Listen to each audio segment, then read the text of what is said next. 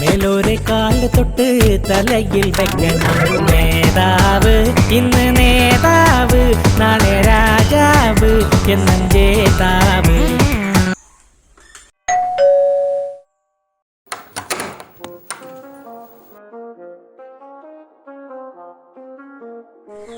ആ ചേച്ചി, ഞാനാ ഈ പ്രാവശ്യം മത്സരിക്കാൻ നിങ്ങളുടെ സ്ഥാനാർത്ഥി. പിന്നെ അറിയാലോ, നമ്മളെ പഴയ മെമ്പറാ.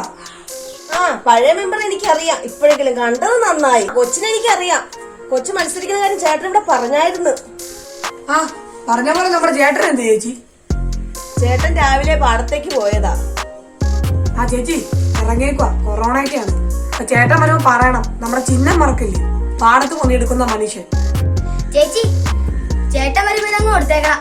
പിന്നെ നമ്മുടെ ചിഹ്നം മറക്കല്ലേ കേട്ടോ, പാടത്ത് പണിയെടുക്കുന്ന മനുഷ്യൻ. ശരി, പോയേക്കോ.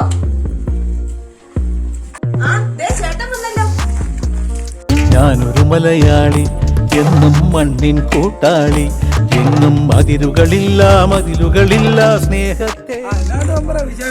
കണ്ടോന്നുമല്ലോ കണ്ടിട്ട്. തിരക്കിലായിരുന്നു ചേട്ടാ. വോട്ട് പിടിക്കാൻ വന്നപ്പോ ഈ തിരക്കൊന്നും ഇല്ലായിരുന്നല്ലോ. അത് പിന്നെ അങ്ങനെയല്ലേ.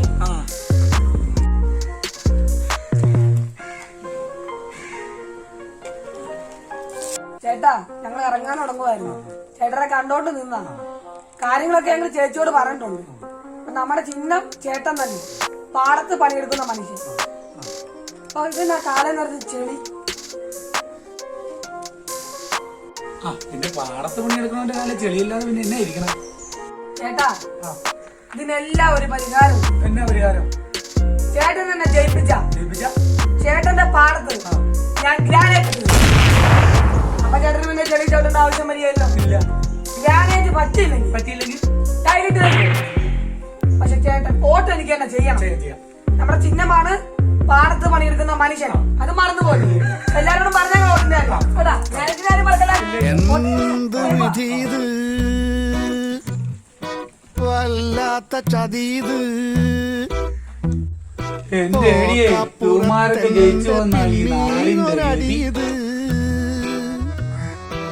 എന്ത് വിധീത്, വല്ലാത്ത ചതീത്. ഓർക്കപ്പുറത്തെന്റെ പിന്നീന്നൊരടിയത്.